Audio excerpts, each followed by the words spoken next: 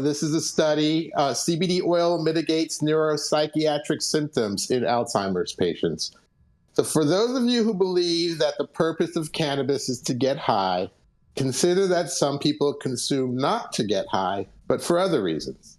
Approximately 6.9 million people over the age of 65 have Alzheimer's disease. In this study, the daily consumption of plant-derived CBD oil relieved agitation, anxiety, depression, and other neuropsychiatric symptoms. According to data published in the Journal of Medical Cannabis and Cannabinoids, these symptoms were relieved among patients with Alzheimer's disease. The study was performed in Colombia, that's the country, where Chiron Life Science Corporation extracted oil from type 3 cannabis flowers, combined it with sesame oil at a concentration of 100 milligrams per milliliter of CBD and less than 2 milligrams per milliliter of THC. They also put a little sugar and flavoring in it. So 60 Alzheimer's patients who purchased the CBD-rich oil consented to this study. They were all over 65 and taking Alzheimer's medicines. They were not taking antipsychotic or benzodiazepines. They didn't have heart, liver, or kidney disease. Some had neuropsychiatric symptoms such as agitation, irritability, dysphoria, and aggression. Sometimes they experienced behavioral or appetite eating disturbances. They responded poorly to traditional medical treatments, and their caregivers also reported their own distress. So starting at a dose of 10 milligrams of CBD, the subjects consumed the oil 2 or 3 times per day after every meal for up to 2 years. They increased that dose until they noticed improvement. By the end of the study, 95% of the participants had achieved a 30% reduction in their neuropsychiatric symptoms. One patient dropped out because the CBD oil made him too sleepy. Some patients stopped early because they couldn't afford to keep paying for the oil. Otherwise, improvement in symptoms continued for as long as they were taking the oil. On average, patients were consuming 111 milligrams of CBD per day. Check your doses out there, guys. The authors concluded, to the best of our knowledge, this is the first study that evaluated the use of CBD as treatment for neuropsychiatric symptoms in Alzheimer's disease, with a sample greater than 50 patients and with a follow-up of more than 1 year. This study shows that treatment with CBD-rich oil is effective and safe in patients with neuropsychiatric symptoms secondary to Alzheimer's disease, independent of the severity of symptoms prior to the treatment. Further information derived from randomized controlled trials is needed to confirm the findings presented in this study. So the study has limitations. It's not randomized or blinded. Quite the opposite. The subjects knew exactly what they were taking. Thus, the placebo effect can't be ruled out. The placebo effect is usually estimated as about a third. Yet 95% of the respondents improved their scores by 30%. Even if it was a placebo effect, it's working great. Prescriptions alone were not getting it done. So how does it work? Could be that CBD is potentiating the effect of Alzheimer's drugs by blocking their metabolism. It may be that the small amount of THC is contributing. Whatever the molecular explanation, it works. This could not have been studied in the US under the Controlled Substances Act. If cannabis is rescheduled, think how much more we might learn about treating people with cannabis. No, nobody got high in this study. Nobody even talked about weed. They didn't care. They were suffering and they just wanted to feel better. So will you support cannabis studies, or do you still just want to hoard your own stash? This is Dr. John Talleyrand with High at 9 News. Full support. Gracias. Full.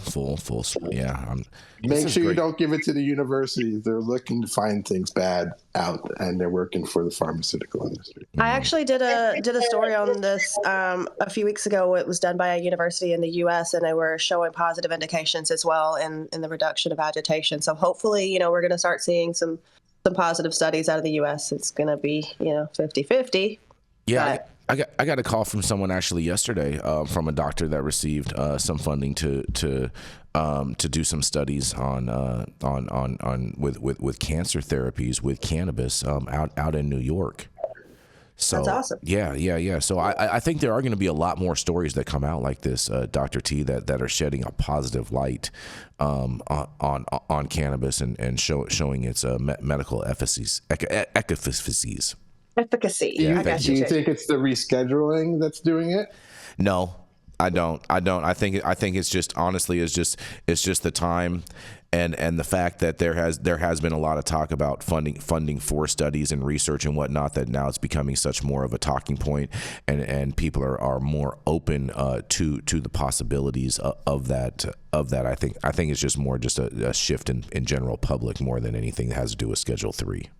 Yes, but I also think that it could have something to do. I mean, like, let's be honest. Doctors shit their pants when they feel like they're going to get in trouble with the DEA, or when the pharma reps aren't going to come and, spiff them out anymore. And I think it has to do with maybe some of these physicians and some of these medical professionals are getting sick of their patients knowing more than they do, because I know that's never been a happy place for a physician to sit. But I think that this is definitely probably to get ahead a little bit of some of the pharmaceuticals. I never knew that the DEA was a major sponsor of Depends.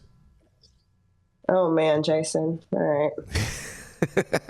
Next time you change yours, tuck the tag inside out and read it. Oh. Well, now that Trump is back in office, we don't have to get rid of that agency, do we, Jason? Wow, Rico. Well, we're going to be getting rid of a lot of agencies because Elon's going to come in and be the Office of Accountability for the government. We're going to cut $2 trillion from the debt. Who's going to wipe Trump's ass?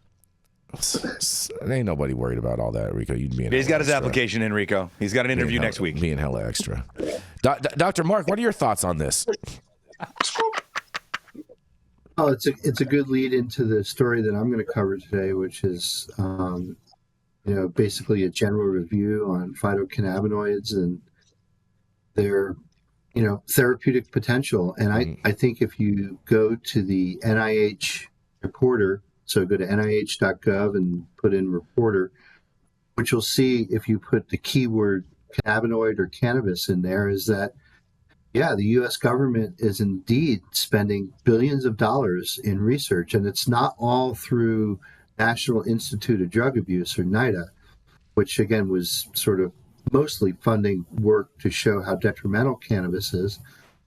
Now the National Institutes of General Medicine, the national institutes that are dedicated to the central nervous system and musculoskeletal and orofacial all have R&D projects that are funded at large universities at places like Johns Hopkins and Scripps and Stanford and the major research universities.